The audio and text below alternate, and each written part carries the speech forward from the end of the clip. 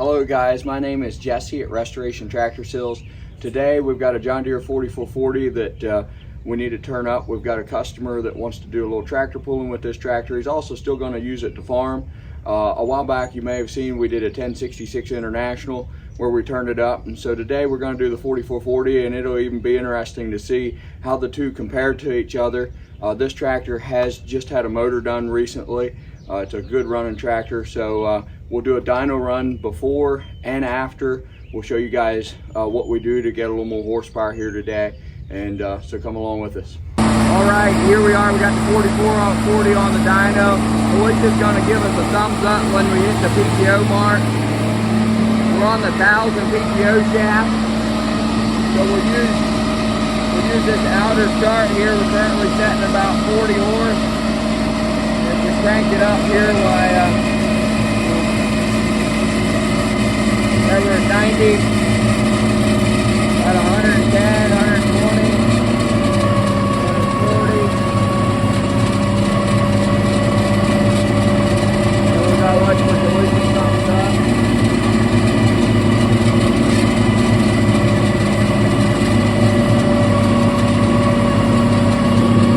We're about 135. She's giving us a thumbs up there. About 137, 138 there at rated RPM. All right, so we had about 137 PTO horsepower there at rated RPMs.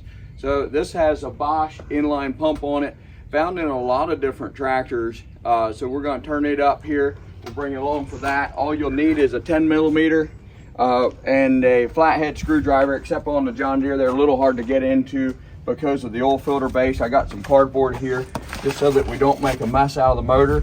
You pull this back plate off here, which we'll do here.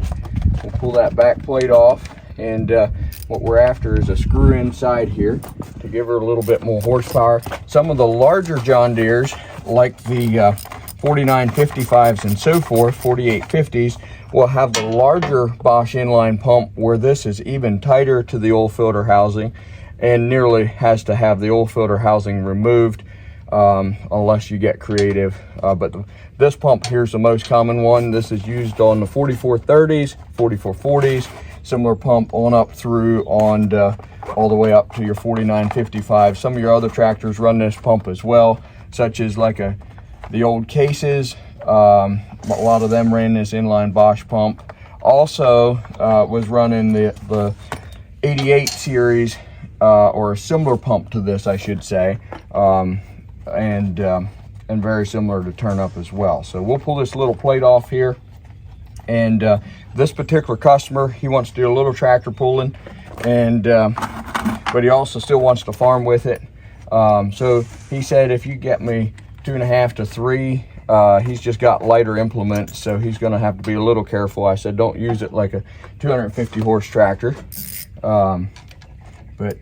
So what we're after here is we're after this bottom screw here. If you can see that, the bottom screw right there, and you go in, and one turn on these are pretty significant. One turn on these a lot of times will get you up towards 30, 40, sometimes even closer to 50 horsepower per turn. A lot of times 30 to 40 horse a turn. So we'll take it in here a couple turns. It's a half, 3/4, 1.5, 2.5.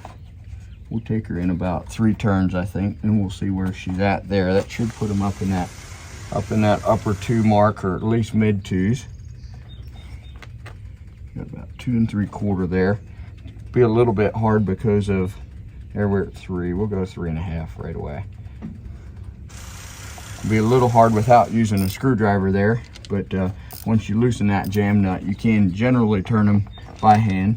So we'll button this cover back up. One of the things about turning one of these fuel pumps up is keep in mind not everything in the tractor is made for obviously all that much horsepower. Tractor pulling's one thing, and like I told this particular customer, I said you'll probably be okay if you're using it as a 150 horse tractor. but don't go and use it as if it's a 300 horsepower tractor, even if it's making say 250 or 300. We're making it have that extra so he can go play with it a little bit, and he'll still be using it mostly just on hay equipment. If he does use it on tillage, he's just got to for sure make sure that he uses it as a 150 horse tractor. Somewhere here they'll have a little disclaimer, probably would have been on this back plate, would have told you that don't do what we're doing, or that the manufacturer at least won't be responsible for any failures. And the same is true here for us here today.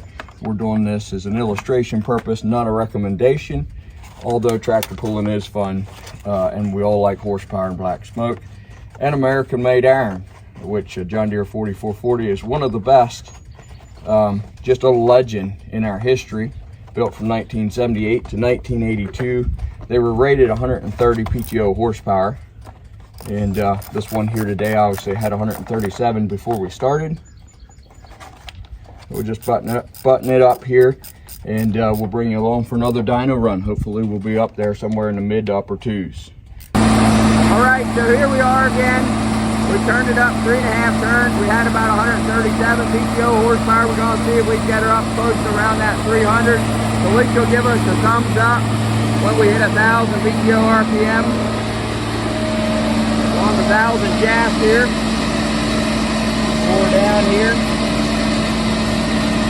Again, the outer blue chart here. 1,000 RPM shaft. Over 100. Tighten down the pressure a little here so don't jump as much.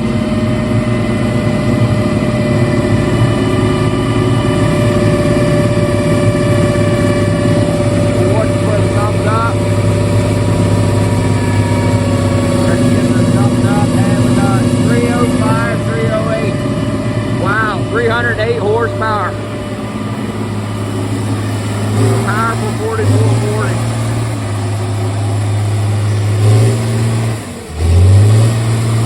Alright guys, thanks for coming along. I did just take the tractor for a spin. Obviously we took it from about 137 horse to about 305, 308, and it has had a recent clutch done, but obviously at that horsepower I was curious to see if it would hold. We are going to have to bump the clutch pressures up to get it to hold to all 308 horsepower, which is a surprise. But anyway, the one other thing I did want to show you guys here is for those of you that are having a slow response at low RPMs, this is the aneroid valve, and if you turn this top off, there's a jam nut underneath and a screw. You'll turn that screw in, turn it down about 2 turns or so just to wake it back up a little bit. What that does is it's a diaphragm that don't allow your pump to give it full fuel until it builds boost. What ends up happening is the pump is waiting on boost, but the turbo is waiting on fuel, and you end up having a sluggish start at low RPMs. I was just reminded of that as I took it for a spin. When that turbo comes in, she lights really good, but at low RPMs, for those of you guys that do want a little bit more just get up and go at the low RPMs without it does not affect your overall peak horsepower, but it does bring the fuel in a little quicker. It might give you a little whiff of black smoke a little quicker, but that just will wake it back up here. So anyway, we'll have to turn our clutch pressures up on the old 4440 a little bit, and I think the customer will like it having 305 horsepower when he goes to run it down the track. If we can't get the pressures to hold quite, we might back her back a little bit. So thanks so much for joining us today. Hop on over, see the 1066 video we did if you haven't already. Thought it'd be fun to do a 4440 and do something with an inline pump. These pumps are a wonderful pump, and so thanks for coming along.